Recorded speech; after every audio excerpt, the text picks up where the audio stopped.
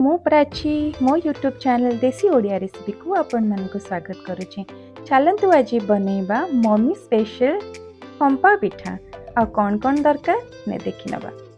कंचा लंका, जीरा, लूण, कटा पियाज, किछि भृसंग पत्र आउ कटा अदा।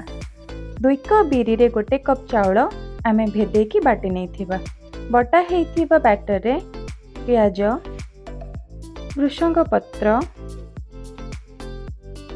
लूण स्वाद अनुसार नहीं नबा, जीरा आउ कंचा लंका आउ कटा हेइतिबा अदा ताधरे आमे पकई नबा। पकई नहीं सारिबा परे आमे ताको भल्लो भाबरे एमिति गोटे डायरेक्शन ने गोळे नबा।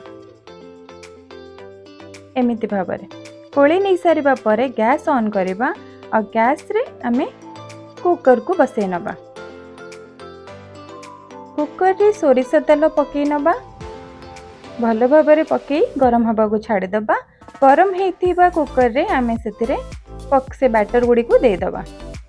बेसी मोटा दबानी, अल्प अल्प करी दबा। दे सारिबा परे ताको ढांकी दबा और सीटी को बाहर करी नबा और गैस रो फ्लेम को कम करी नबा।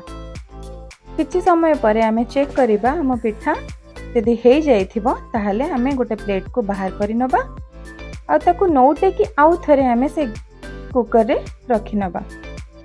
आ कुकर को बसे आमे किछि समय ताको छाडी दबा। हमर रेडी हे जिवो मम्मी स्पेशल पंपा पिठा। आपण मानको जदि ये रेसिपी भल लागी छि त आपण माने मो वीडियो को लाइक करंतु आ मो चैनल को सब्सक्राइब करिबा बिल्कुल भूलंतनी। जय जगन्नाथ।